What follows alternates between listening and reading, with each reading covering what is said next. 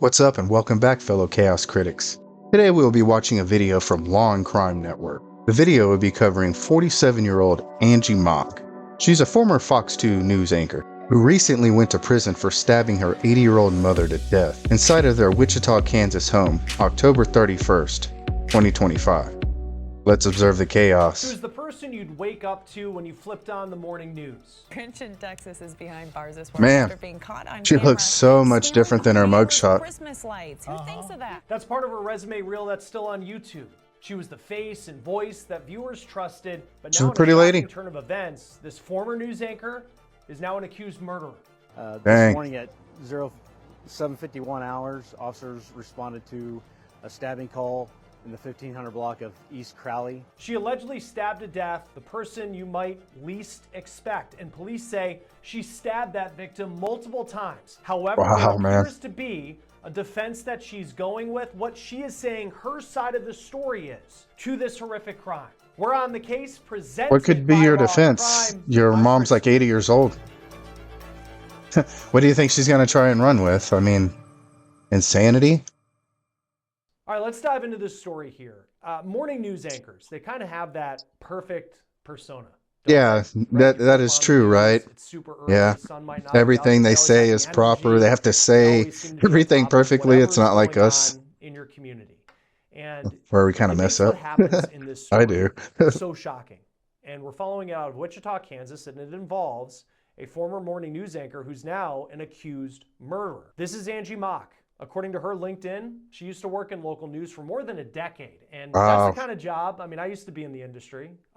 It might seem glamorous on the outside, but boy, it is a grind, and it takes Oh, I years of bet. dedication, takes a lot of commitment and sacrifice. And apparently, Mok was someone who did pay her dues in the business. Her career started in November 2002. She was a sports reporter, started out at that small market station, tiny Lincoln, Nebraska, and it appears she really worked her way up through places like Rochester, Minnesota, Missoula, Montana, Oklahoma City, and then she made Wow, it to the man, that's biggest a lot place of she worked, places. St. Louis. She was a morning anchor in that city from March of 2011 through February of 2015. But in 2015, it appears she got out of the business and transitioned into software sales. Now, along the way, Okay. she did seem to have a ton of support. I wonder her why. family, especially her mom. a I woman guess like he named was saying, Anita the grind. Avers. Avers worked as a clinical and family therapist in Wichita. Her biography reads that she specializes in treating adults experiencing depression, anxiety, spectrum disorders, trauma, mood disorders, as well as relationship issues involving couples and marriages like family conflict, infidelity, and divorce. So she was a woman who really handled a lot of very serious issues involved. Wow, yeah. And it also just appears that she was, at the end of the day, a proud mom of her daughter. In fact, her profile picture right now is her daughter, Angie Mok, and it appears Angie's out live in the field reporting. And this is a picture of the two of them together. This was posted in 2019. Now, a family therapist. I wonder if morning she news got into anchor, that mother, because daughter. of her daughter. Those details just make what happened on October 31st, according to Wichita police, just so difficult to comprehend. This morning at 7:51 hours, officers responded to a stabbing call in the 1500 block of East Crowley. When officers arrived on scene, they were met in the street with a 48-year-old white female who had suffered from some cuts to her hand. Officers went inside the residence, found an 81-year-old elderly female suffering from multiple stab wounds. Both were transported to. What do you think led to this? Police say Angie Mok, the former cheerful morning news anchor, killed her own mother, stabbing her. I think she multiple might have times. gotten So into, here's what we know about into what drugs. The scene looked She, like. There was a neighbor looks that like told the local news station she was aged KATV rapidly. that Mok allegedly ran up Excuse to me. her and her boyfriend. This is what she said. That neighbor said, Dang. quote, "There was a woman who approached our vehicle with blood, like her hands were filled. Her body was filled with blood, asking to call 911. Just think of how terrifying a situation that would be if you were just driving down the street and that person Yeah. comes up to you. But that neighbor said that Mok then took their cell phone and ran into the house, calling 911. She described Mok as acting scared. Now, Mok's mom, who you do see her Okay. hugging in this picture, Anita Avers, was rushed to the hospital. She was the victim, 81 years old. She passed away from multiple stab wounds, allegedly at the hands of her own daughter. Now here's Mock's mugshot. Her full name is Angeline. She looks 47 a years lot old, and she was different. taken into custody on first-degree murder charges. Now we did find the 911 I think she might have gotten into drugs when for Mock sure. called for help, and we do get a little bit of insight, a little bit of information about what Mock's side of the story may be. Listen to this. Williams responding to the cutting at 1514 Scarlet Street. The calling parties advised that on Friday 01 CP, the calling party stabbed her mom. The mother started slicing at CP, and the calling party had to stab the mother to save herself. The mother is a white female, 5'9" heavy build, standoff on arrival. Would you like an attack channel? So that's the dispatch chatter. And Okay. the key part of what you're hearing. She's saying she had to defend herself from her 81-year-old mother.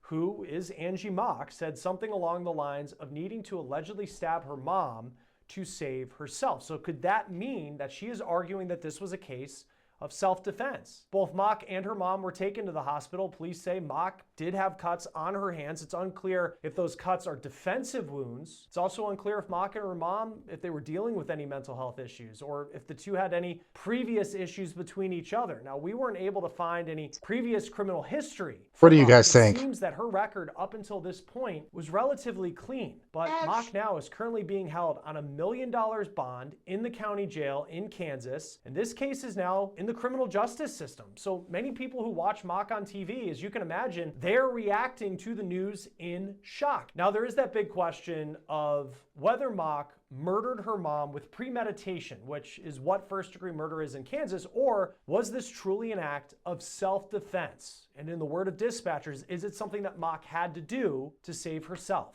Joining us now to talk more about this is retired NYPD detective David. Yeah, Scotty. I doubt it. I highly doubt it. Crime, especially when we break down some of these stories where, you know, if you're an officer responding to this, you're just taking in a lot of information right out. She's 80 years old, man. I mean, let's come talk on. a little bit about, you get this call, you know that Unless there's she had a a stabbing of some kind. I don't know. I mean, what's going on in the car as you're arriving on the scene and what happens next?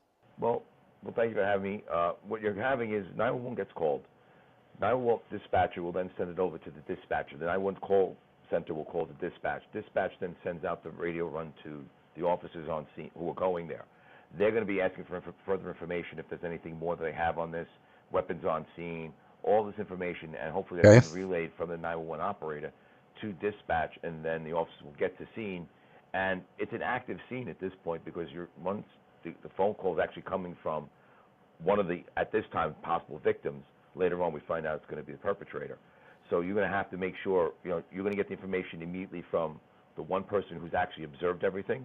There's also a 911 persons that were there who saw the incident, or basically initial incident. You're going to separate them at least as best you can, and get and render aid as soon as possible to the victim at this time, and the other victim that you found out is going to be in the bedroom.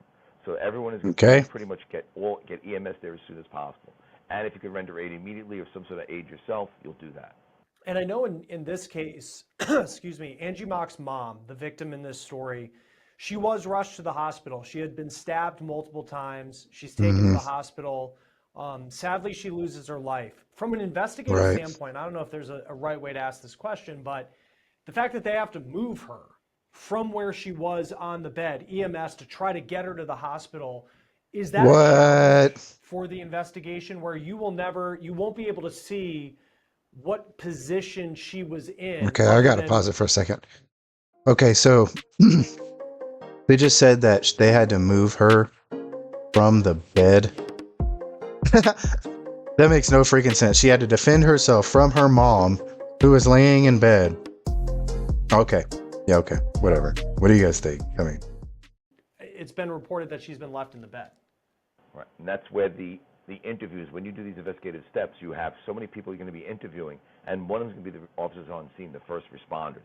What did they see? Where was the mother in the bed, and how was she? Let's let him explain, I guess. I mean, in bed like she was sleeping, or was she in bed as in that she fell into the bed? You know, if the officers have body cameras, that's also beneficial. That's okay. Like I said, I guess that, you know, whatever she could have fallen into bed. Active scene. If there's body camera footage, we'll utilize that. So that's another positive there. So each step of this investigation, you know, you're going to see a lot of it. Again, a lot of wheels are in motion at this point. So you have what you have. You have two injured parties, and what's going to happen as far as investigation is concerned is how did they get injured?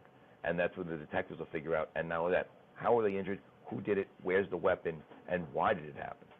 Well, and let's talk a little bit about Angie Mock, this suspect, because it appears that she's going with a self-defense argument, but she's also facing first-degree murder, which in Kansas would be premeditation. What kind of Isn't evidence that does everywhere? law enforcement have for within a couple of days to say that this is what we're going to be charging her with?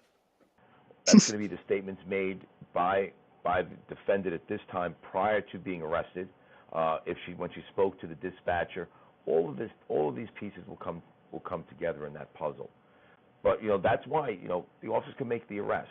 We arrest on probable cause, and the prosecutor then determines the fact whether or not those charges will be either reduced or upgraded. And at this point, they've upgraded to murder one, presuming this is premeditated. Because now you have to realize the relation between the mother-daughter, was a mother and daughter living together? These are things that come another part. Okay, yeah, interesting. Comes in, and it's amazing the fact that they do murder one immediately. And usually there's I'm waiting, maybe there's going to be additional charges. I bet it's because have a reduction in the her age. I mean, say manslaughter or murder. what is her mom going to do, really? On, but they're keeping it the highest charge right now. So they believe they have enough to prosecute this beyond a reasonable doubt. And for her, she makes this statement. And I kind of think the other thing, too, they're showing pictures of her with her mom from, I think, quite a few years ago, back when she looked a lot different herself. So her mom is probably a lot more fragile now. You know what I'm saying? They're probably showing pictures of her mom from 15 years ago. So, I mean, what is her mom going to do? I mean, it appears it's a self-defense argument, something along the lines of I had to do it to save myself. And I don't know if there's a mental health challenge that's going on. I'm not sure. How do you determine, considering there were two people that know what happened and one of them's dead, how do you know, as the people investigating this, whether this was self-defense or not?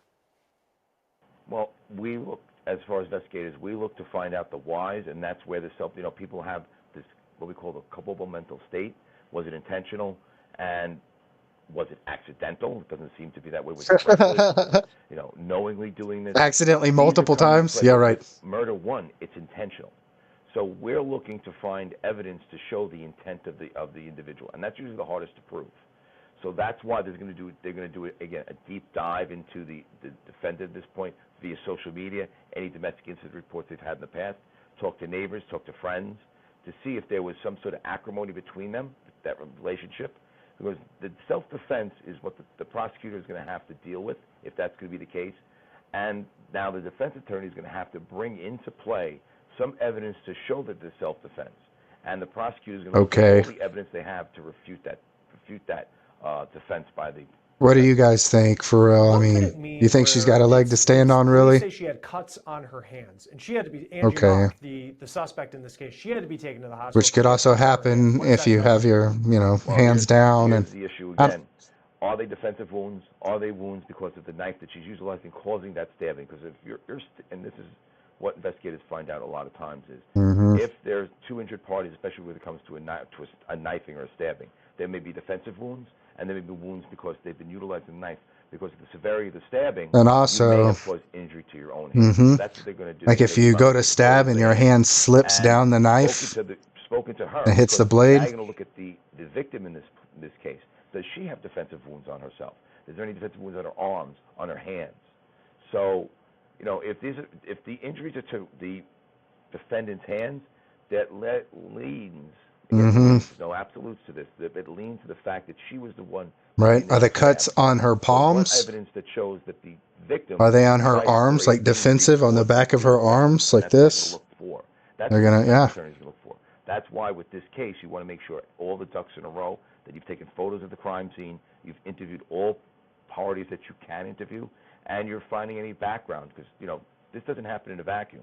This happens around almost 8 o'clock in the morning. So was this a routine that they would meet up, or was this I drive to the house and stab my mom? So this is what we're going to have to find out as the investigation goes forward. Well, and the other part too is I know and again, there's a lot that we don't know. We'll see how this case goes forward. But she stabbed her mom allegedly multiple times. Does that hurt someone's self-defense argument if there's multiple stab wounds? I would freaking think so. Could have stopped, but they didn't. If that's actually what's alleged here. Yeah, when you see these I get why he's asking the questions, but I mean, come on, dude, that's ridiculous. There may be one stab, or multiple, and that's what will happen. But what we have to determine, the fact is, were there injuries that the defendant sustained that were considered, a way of defending herself? Where was this knife? If the body's found in the bedroom, the trail of blood from where this incident originally took place to where we find the body or where the body is found, that's all based on the crime scene photos that you're going to obtain. Yeah, if you right. had any information from the defendant prior, They're going to be able to put all the pieces together. 911 calls are recorded because you want to hear what that, in this case, the defendant said exactly to the 911 operator. That's and this, the EMS that responds to the scene, what did they hear? What did she say to them? Because that is all admissible because it's not about being in custody. It's just about getting. Yo, man, show her a mug shot. There you go. And how hard is it to determine what is a defensive wound? What do you think? You're talking about medical staff. Dang. I mean, I know it's not funny, really, but doctors on scene, doctors at the hospital. The fact that she's trying to do a self-defense plea is kind of ridiculous. Were sustained by the mother at this point. So there's a plethora of stuff you have to do, and it's about documentation, making sure you're clearly, concisely, accurately documenting what's being said by the doctors to you, and with the autopsy that you're going to deal with later on for the mother. I feel like a lot of times when you look and listen to like 911 calls, and it's in hindsight of whether something's a murder or not, you may listen to it completely differently than if you didn't know what charges someone was facing. What are you listening for? And we haven't heard her 911 call yet. We don't know the tone of her voice. We don't know specifically what she said about what had happened in the home, how different this is all true. What she told investigators. But what are you listening for when you're listening to a 911 call, maybe before you go interview a suspect and trying to figure out what they might say once you get to an interrogation? Well, we're hearing that 911 call, it's recorded. You then look at it and seeing any inconsistencies when you speak to her. And that's what you're looking for. Reality is, how long did it take for investigators to get the 911 call tape and to when they spoke to her? Because now, if she's a perpetrator, if she's going to be in custody and you're going to interrogate her about this, you're going to have to read her Miranda. So I don't know. We don't know right now if she was interrogated because was she in custody when she spoke to the investigators about the 911 call, if they ever did. But they're going to, if you have an opportunity to speak to someone prior to that, you want to see the inconsistencies from what they said at the moment that they're calling. This guy's laying it out pretty clearly, man. It's kind of cool. What they're saying is accurate, and that's what it is. You're not be able to find always that people are lying, but you're looking for inconsistencies in their stories, and that's where you refute it by evidence and facts. Part of this story, too, I mean, so Angie Mock is, I think, 47 years old. Her mom is 81. Does age ever factor into how credible someone's self-defense argument may be? I don't know the type of shape her mom was in and all of that, but it seems like for someone in their 80s to be the aggressor, that's something that could raise some red flags when you have the person who's facing charges here is 47 years old. I think that's how a lot of us feel that are watching this. Situation where someone's come at me with a knife. Or have even heard of this story. We're like, dude. How do you factor in some of the age dynamics that are at play in this story? You look at the age, obviously, the strength and physicality of the victim at this point, the mother. That comes back to interviews with other people that know her. She has a husband who knows. Maybe he has more information about some background between the mother-daughter situation. Age does make a difference, but it comes back to, were there injuries that she stated, that the defendant at this point stated, that caused her to fight back against the mother?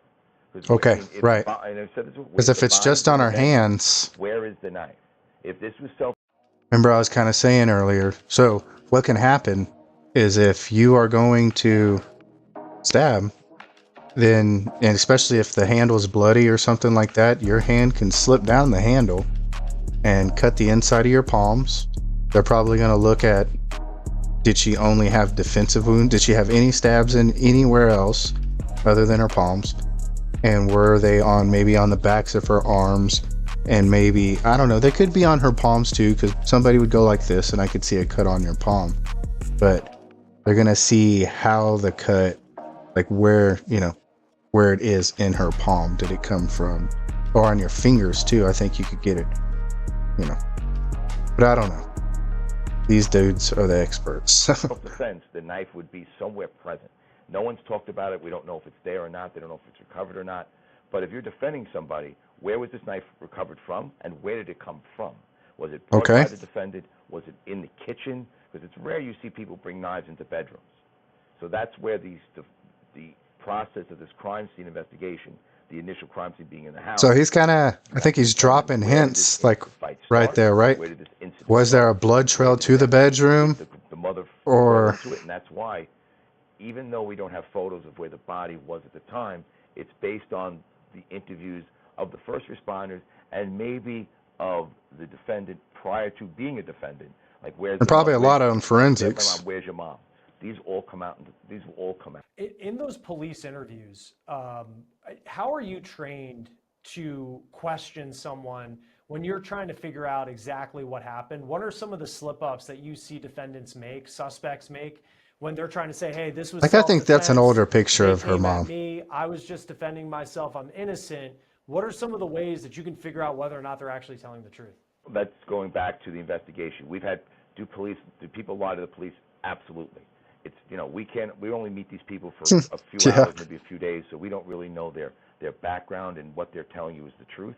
So you find out with the facts, and that's why the specific questions is, if she's attacking you, where were you in the room?